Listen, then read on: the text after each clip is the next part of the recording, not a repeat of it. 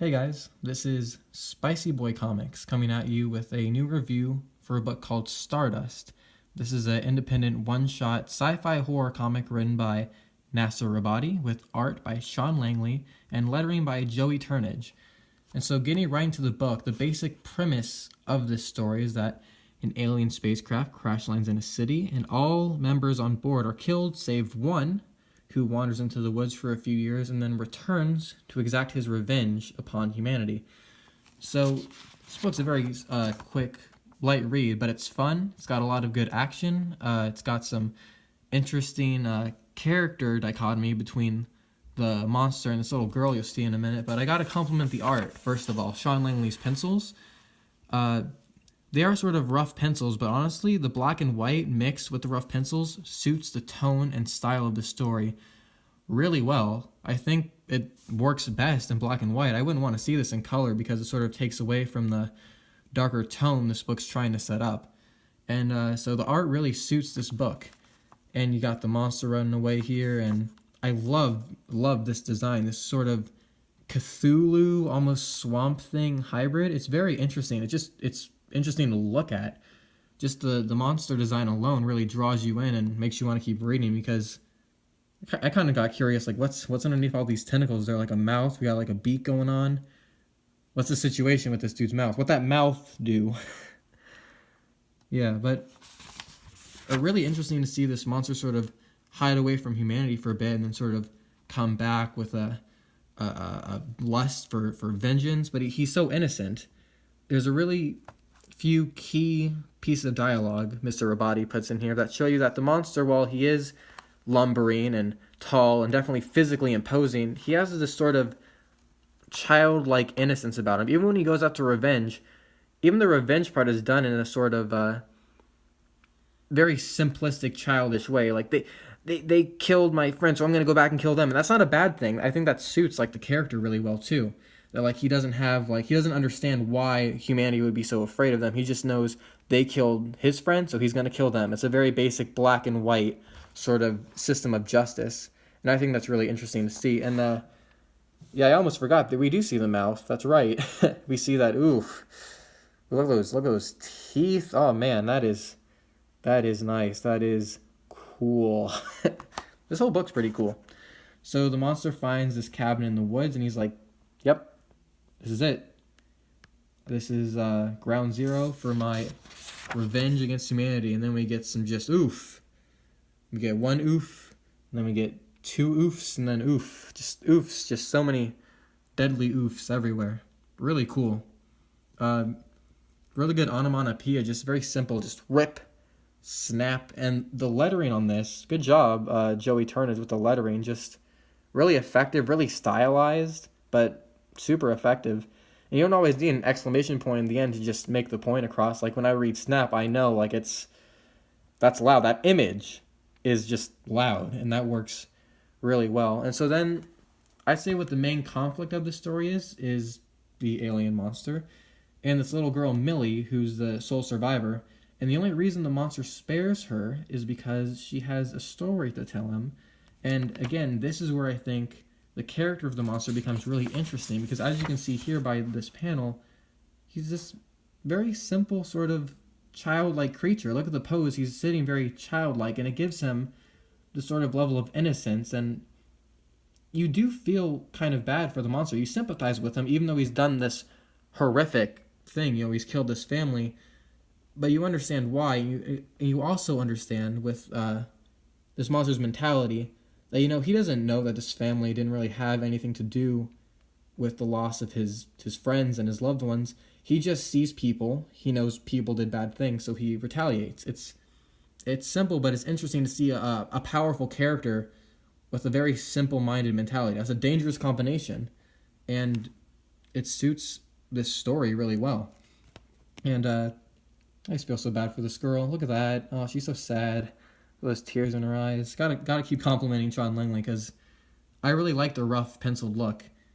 It could be cleaned up a little bit, but honestly, it doesn't need to be that much. And again, I think the lack of color actually works in this book's favor really well. I don't want to show any more of the main story, but suffice it to say, it has a very interesting ending for sure. So you guys should totally check it out. It is worth the pickup. And then at the back here, skipping a few pages because I do not want to spoil the ending of this story. One small thing. This book's respectfully dedicated to Jack Kirby. Nice touch.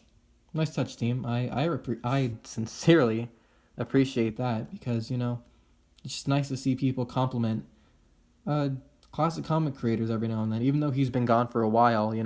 I understand why you did it too, because this monster is classic Kirby. I can tell it's definitely a Kirby-esque monster, because Jack Kirby was known for all of his classic sort of horror monster looks. He incorporated that into some of his later characters like the Hulk and the Thing in the 1960s, and all these monsters really fall in line with that Kirby-esque drawing style. Even this monster right here, this I'm going to assume this is the titular Scorth that the title of the story is referring to.